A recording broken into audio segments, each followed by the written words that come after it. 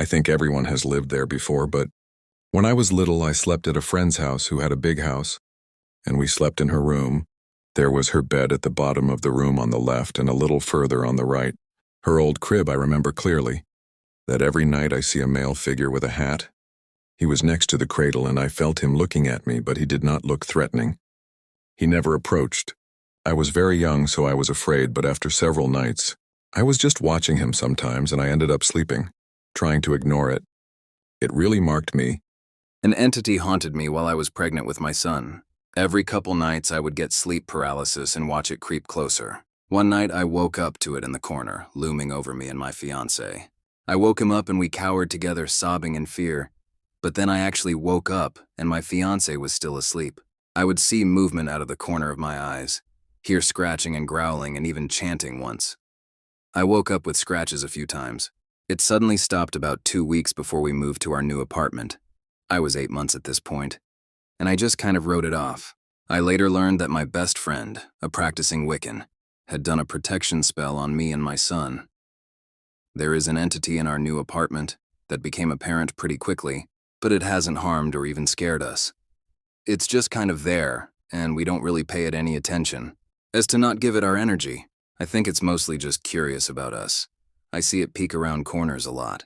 It can stay unless it tries to bring us harm. I'll yeet a spirit out this MF so fast. I'm well aware my experience could be attributed to normal pregnancy anxiety and mental health, etc. But I really truly don't think I made it up. That shit was traumatizing.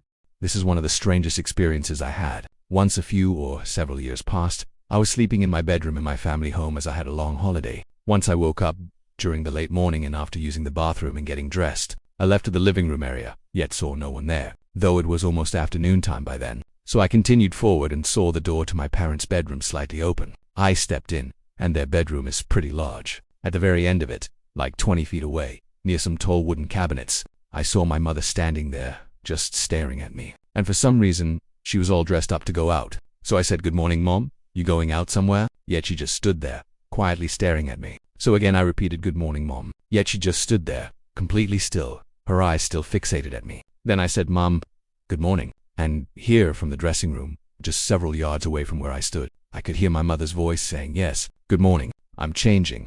How many times are you going to say good morning? I heard you the first time." Here I stood stricken with horror as I realized what was standing there is not my mother, and I had no idea what it was, as it just stood there staring at me. One said a few prayers, and in that instant the image began to dissolve into some strange black smoke that just dissipated and quickly dissolved and disappeared into the Then just a few seconds later, I saw my mother stepping out of a dressing room. Yet I didn't tell her what I saw, as she gets pretty unsettled by such matters. So I decided just not to tell her, as she may refuse to keep sleeping in her bedroom. My dad used to get pissed at me for leaving the front door unlocked after I'd come home late at night.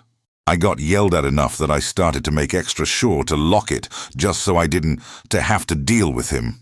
One night I turned around and made extra sure to lock the door.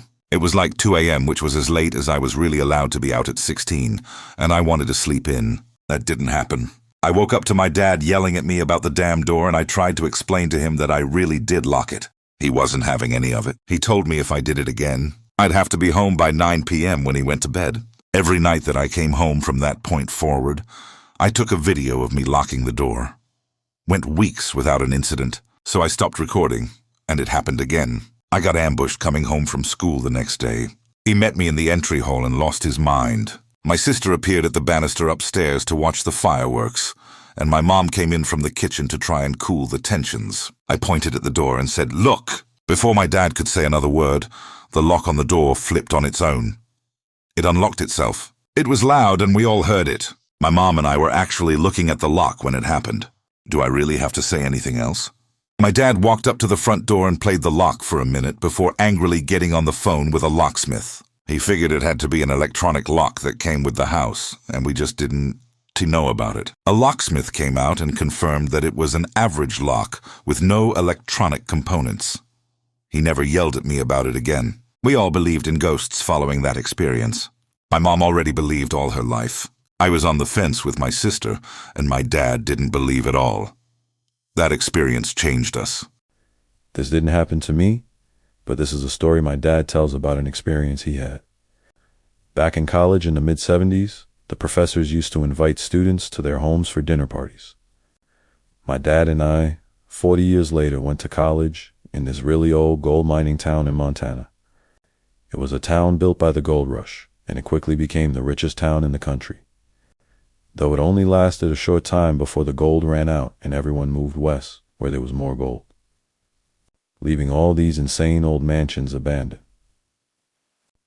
Also important to this story is that this town was a military fort prior to the gold rush.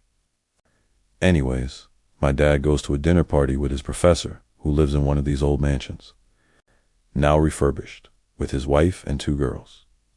My dad is a chatty dude, so he asks mostly jokingly if the professor had ever seen a ghost in the house. The professor gets a funny look on his face and has a very loaded look to his wife, who leaves the room as if they'd been fighting about something.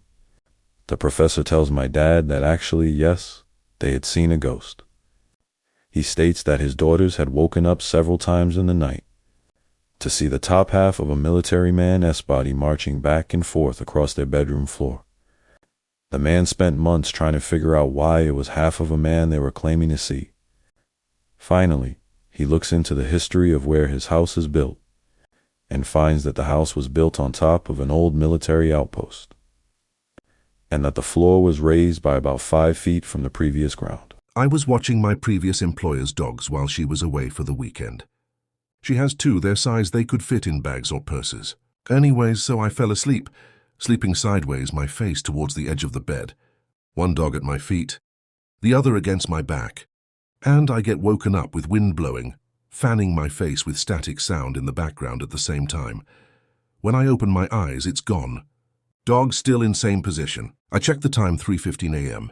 They're not going to mess with shit in someone's home, so I put on some crime story on YouTube to help me fall back asleep. It was about 45 minutes long, and I thought it was the right amount of time for me to focus in the story to fall asleep, and my phone shutting off once it finished. Anyways, this time I turned around, still sideways, but now my face is in the middle of the bed, one dog still at my feet, and the other now at my stomach. I kid you not, I get woken up again with the same static noise, same fanning blowing of wind in my face. I spoke out, stop, and it did, for 2 or 3 seconds, and then it happened again. I then opened my eyes and it was gone. Checked the time, and it was exactly 45 minutes from when I put the crime show on. So pretty much when the show ended, I couldn't fall back asleep and it didn't happen again.